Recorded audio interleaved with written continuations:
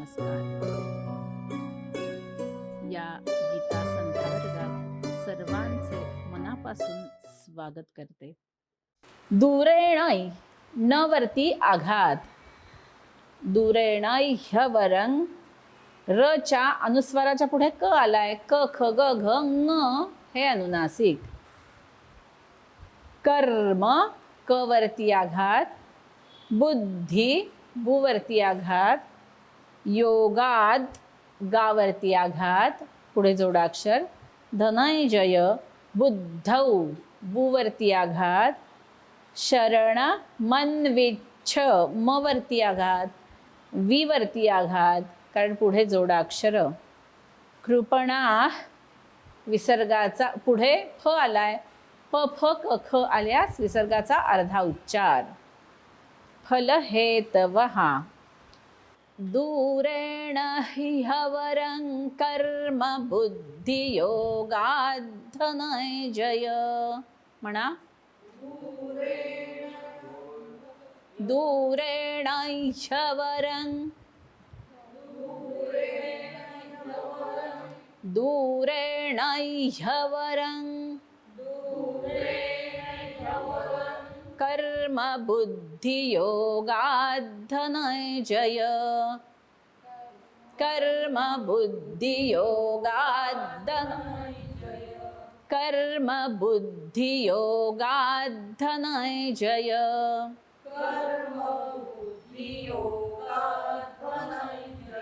दूरेण ह्यवरं कर्म. नवर आघात आहे. दूरेण ह्यवरं कर्म.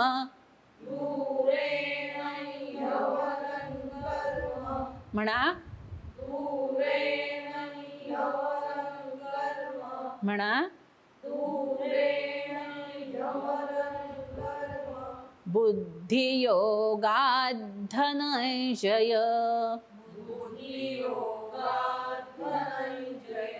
बुद्धियोगात् धनंजय. म्हणा. बुद्धियोगात् धनंजय. परत एकदा. दूरेण ह्यवरं कर्म बुद्धियोगात् धनंजय.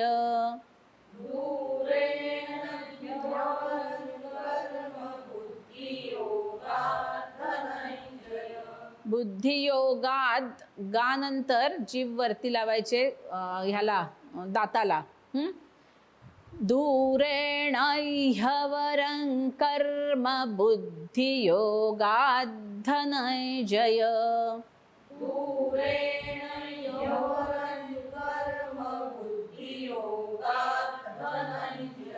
म्हणा.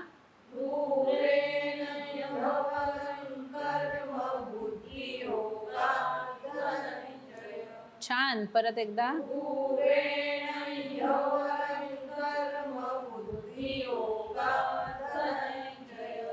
बुद्धौ शरणमन्विच्छ.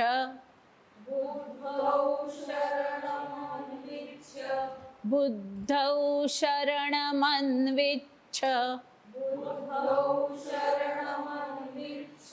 म्हणा. बुद्धौ शरणमन्विच्छ.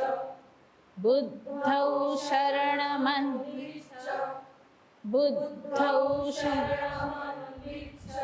कृपणा फल हेतवहा. कृपणा फल हेतवहा. बघा कृपणानंतर विसर्ग आहे तो सोडायचा आहे. कृपणा फल हेतवहा. म्हणा. छान. म्हणा. बुद्धौ शरणमन्विच्छ कृपणा फल हेतवः बुद्धौ शरणमन्विच्छ फलहेतवः बुद्धौ शरणमन्विच्छ कृपणाः फलहेतवः बुद्धौ शरणमन्विच्छ फलहेतवः छान म्हणा. बुद्धौ शरणमन्विच्छ फलहेतवः छान. बुद्धौ शरणमन्विच्छ फलहेतवः दूरेण ह्यवरं कर्म बुद्धियोगात् धनञ्जय बुद्धौ शरणमन्विच्छ कृपणाः फलहेतवः दूरेण ह्यवरं कर्म बुद्धियोगात् धनञ्जयः धनंजयः नाहीये हा, धनंजय हा.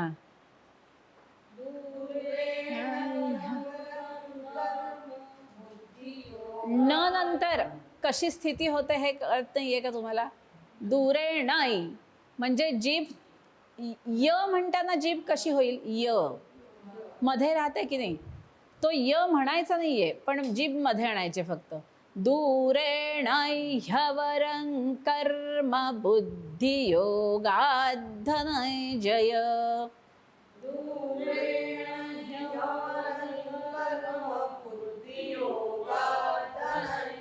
आलं. म्हणा पुढचं. बुद्धौ शरणमन्विच्छ कृपणाः फलहेतवः दूरेण ह्यवरं कर्म बुद्धियोगात् धनञ्जय बुद्धौ शरणमन्विच्छ कृपणाः फलहेतवः दूरेण ह्यवरं कर्म बुद्धियोगात् धनञ्जय बुद्धौ शरणमन्विच्छ कृपणाः फलहेतवः म्हणा. दूरेण ह्यवरं कर्म बुद्धियोगात् धनञ्जय बुद्धौ शरणमन्विच्छ कृपणाः फलहेतवः परत एकदा. दूरेण ह्यवरं कर्म बुद्धियोगात् धनञ्जय बुद्धौ शरणमन्विच्छ कृपणाः फलहेतवः छान. आज आपण जे श्लोक शिकलो आहोत त्याचा अर्थ आपण जाणून घेऊया. अध्याय 2 श्लोक 49. दूरेण ह्यवरं कर्म बुद्धियोगात् धनंजय बुद्धौ शरणमन्विच्छ कृपणाः फलहेतवः. अन्वय असा आहे, हे धनंजय, कर्म बुद्धियोगात दूरेण अवरम हि बुद्धौ शरणम अन्विच्छ फलहेतवः कृपणाः. मुख्य वाक्य आहे कृपणः कृपणाः फलहेतवः. फळाच्या हेतूने फलाच्या प्रयोजनाने कर्म करणं हे निकृष्ट आहे.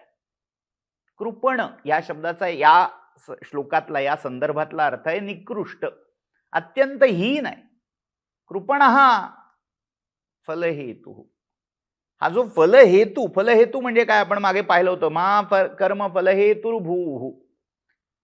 फलहेतू याचा अर्थ फळाची इच्छा, फळाचं प्रयोजन धरून त्या फळासाठी कर्म करणं. फळासाठी म्हणजे नेमकं काय, थोडं आपल्याला पुन्हा सिंहावलोकन करावं लागणार आहे. आपण कर्मण्येवाधिकारस्ते च्या अर्थाच्या वेळी हे सगळं पाहिलं होतं. कर्म करत असताना बरेच वेळा असं होतं की मी जे कर्म करतोय त्यामागची प्रेरणा ही कर्म करण्यापेक्षा त्यातून काय मिळतंय ही त्याच्या मागची प्रेरणा आहे. कर्मामागची प्रेरणा फार महत्वाची. म्हणजे एक वेगळं उदाहरण घेऊ. लहान मुलाला औषध घ्यायचा कंटाळा होता, त्याला बरं नव्हतं आणि आई त्याला कडू औषध पाजायची. आता झालं असं की ते जे कडू औषध पोटात जायचं, तोंडात जायचं, त्याचा त्याला वीट आला, रडायचा, त्रागा करायचा, औषध घ्यायचा नाही. आणि या सगळ्या खटाटोपामध्ये आईला वेळ लागायचा त्याला औषध पाजेपर्यंत. मग आईने एक युक्ती योजली. आईने काय सांगितलं, हे बघ, तू जर औषध नीट गुण्या गोविंदान घेतलं, शहाण्या मुलासारखं घेतलंस, तर तुला औषध घेतल्यावर एक लाडू दे, खाऊ दे. मुलगा खुश. त्याला ते औषध काही आवडत नव्हतं, पण नाक दाबलं, डोळे मिटले नाही, गपकन औषध गिळून टाकलं. आता झालं काय, औषध प्यायल्यावर आईने बक्षिसाचा लाडू दिला. आता हे रोजचं झालं. रोज आपल्याला औषध घेतल्यावर आई फळ देते, म्हणजे काय, लाडू देते, खाऊ देते, हे त्या मुलाला माहिती झालं आणि तो ते औषध घ्यायला लागला, गुण्या गोविंदान घ्यायला लागला. आता पुढे आजार बरा झाला. आता तो आईला सांगतो, आई औषध दे. आई म्हणते, अरे आता काही गरज नाही औषधाची, कारण आजार गेलाय. नाही म्हणतो, असं कसं, मला लाडू खायचा आहे. लाडू देण्यासाठी आधी औषध दे. म्हणजे औषध घेण्यामागची प्रेरणा काय, तर मला जो लाडू मिळतोय ती माझ्या औषधाच्या घेण्यामागची प्रेरणा झाली. मग आता ते जे औषध घेणं आहे ते नेमकं कशासाठी आहे, लाडवासाठी आहे का बरं होण्यासाठी आहे? ते जसं बरं होण्यासाठी आहे, तर हे कर्म करण्यामागची प्रेरणा काय, त्या कर्मातून जे निष्पन्न होतंय, जे फळ येतंय, त्यातून मला जे सुख मिळतंय त्यासाठी मी कर्म करायचंय का मुळात माझी जी प्रकृती बिघडली आहे, म्हणजे काय, मला कर्म का करावं लागतंय, मला औषध का घ्यावं लागतंय, माझी प्रकृती बिघडली आहे म्हणून मला औषध घ्यावं लागतंय, म्हणून मला कर्म करावं लागतंय. थोडं समजून घेऊ, कारण तत्वज्ञानातला गहन विषय आहे. आपण कर्म का करतो? कल्पना करा, तुम्ही परमात्मा झालात, तुम्ही परब्रह्म झालात, तुम्ही श्रीकृष्ण झालात. तुम्हाला कर्म करायची काही गरज आहे का? अर्थात परमात्माच पुढे म्हणतो की मी कर्म केलं नाही तर या सगळ्या प्रजांचा नाश करतोय मी, असं होईल, त्यामुळे मीही कर्म करतो म्हणून तू कर्म कर. पण कल्पना करू, परमात्मा आहे आणि तो निर्गुण निराकार परमात्मा, त्याला करायची काही गरज आहे का? आपण कर्म कशासाठी करतो? आपण काहीतरी मिळावं, काहीतरी लाभ व्हावा यासाठी कर्म करतो. म्हणजे तो जो कर्म करण्यामागचा फोर्स आहे तो काय आहे, मला मिळवायचंय, मला हवंय, काहीतरी मला हवंय म्हणून कर्म करणं, हा त्याच्या मागचा फोर्स आहे. आता गंमत काय आहे, इथे परमात्म्याला काही मिळवायचं नाहीच आहे, परमात्मा परिपूर्ण आहे, सगळं परमात्म्याकडे आहे. मग त्या परमात्म्याकडे जे आहे ते जीवाकडे नाही असं जीवाला वाटतं, म्हणून जीव जे आपल्याकडे नाही ते मिळवण्यासाठी कर्म करतो. मग आता झालं काय, कर्म करण्यामागची प्रेरणा काय होती, माझ्याकडे जे नाही ते मिळावं, ते प्राप्त व्हावं, ह्यासाठी कर्म करणारा मी होतो.